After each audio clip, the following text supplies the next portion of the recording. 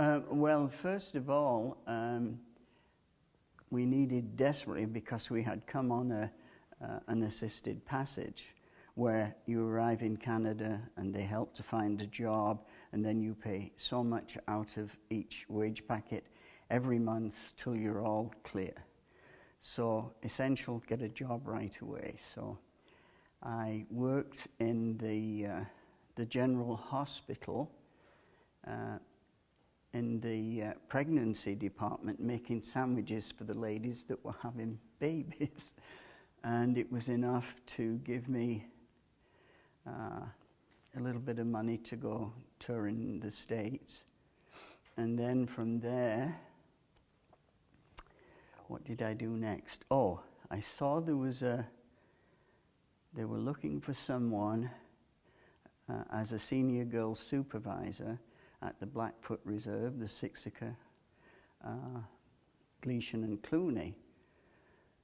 So I applied, and there was a knock on the door one day, and here's a priest.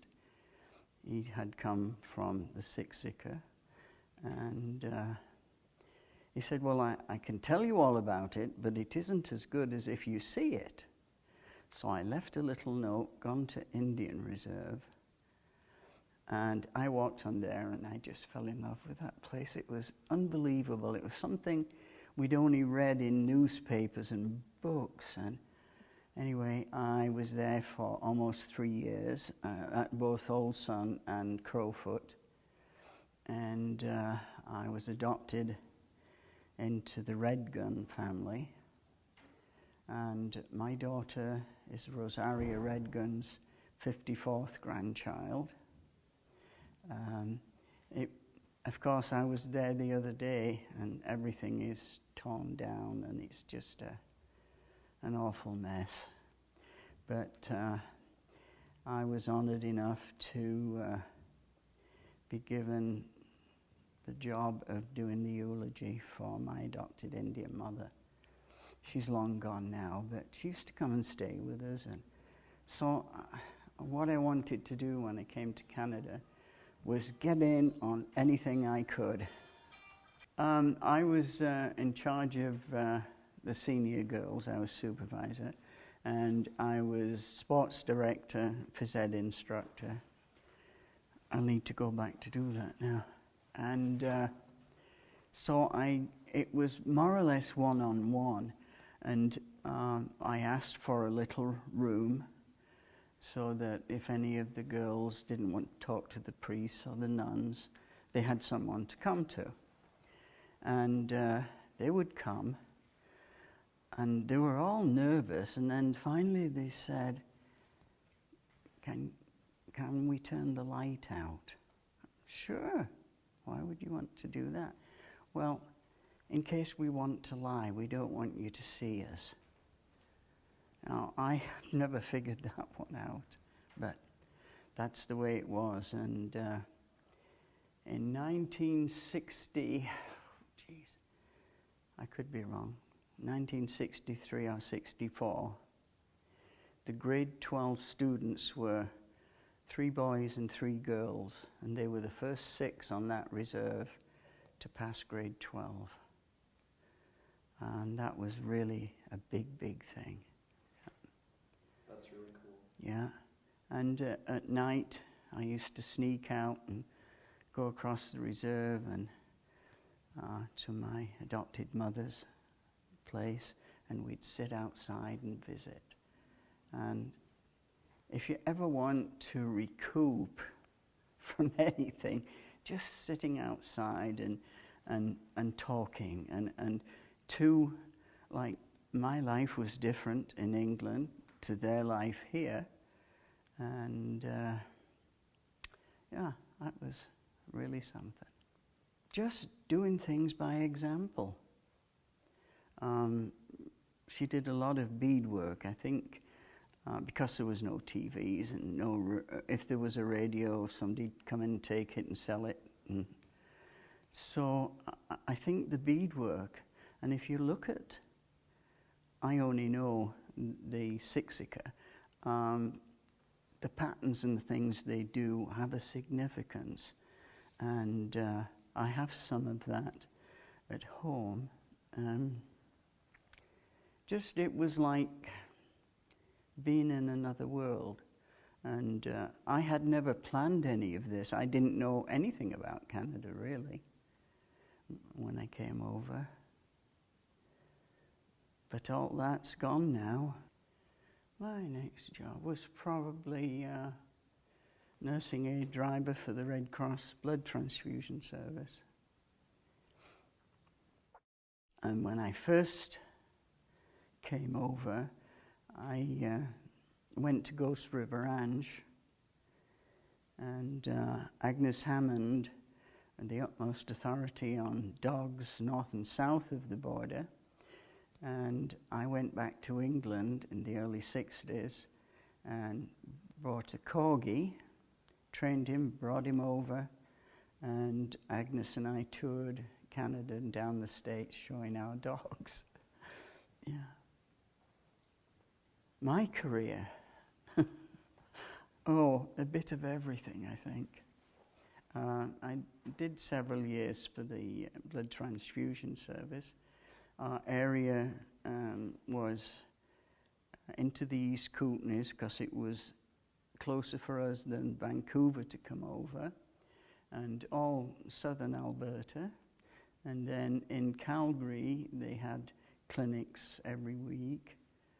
And the places we would go to, the RCMP in that area would come and unload the beds and all that. And we took along the refrigerator trucks that we put the blood in. And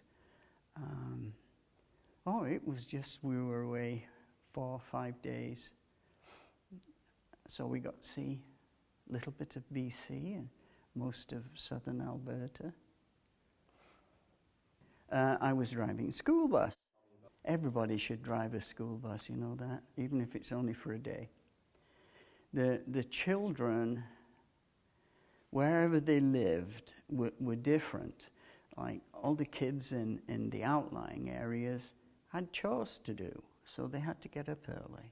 And they were really quiet on the bus. If you pick those that live in the towns, they were so noisy.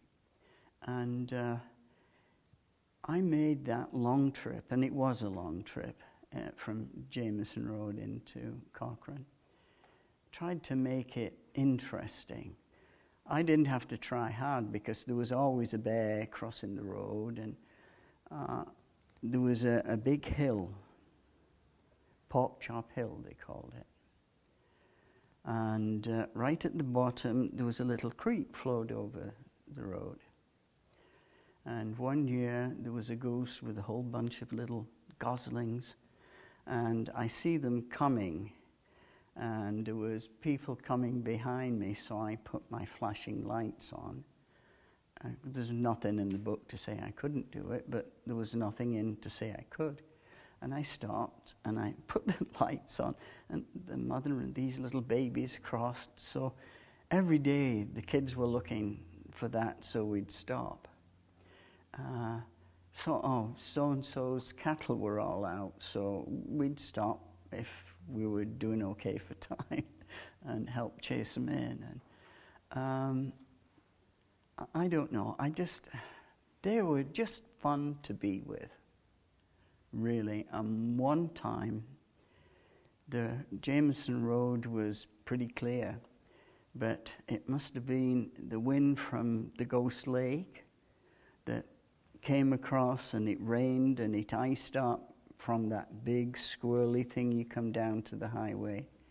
And I changed right down and just touched my brake, and we went. And it was awful. So I was running into the soil at the side there, trying to get slowed down. And it got slowed down, did the stop sign, went across, picked the kids up. And when we got to the school, every one of those kids, when they went off the bus, just touched me. That was just, that's unbelievable. It really was. Well, driving the school bus in every day, I could go around and pick up what I wanted. Well, it does vary on each route because people are coming and going, but I had a 26 passenger, and then I got the next size because we took in some of the First Nations from the ranch. Or you were obliged to do training, emergency training on the bus. So one day when I pulled into the Hollywood store to pick that child up, I said, "The bus is on fire." And so the kids all remembered, open the back, the two oldest get down and help the others off. And then they had to move away, and I would go over and count, make sure they were all there. That was, plus a lot of other things. And there was one child missing. And I thought, oh. And there was this little native girl looking under the bus to see where the fire was. Yeah. We had fun. God, every day was an adventure, it seemed. When they put the new bridge in over the Ghost on the 1A,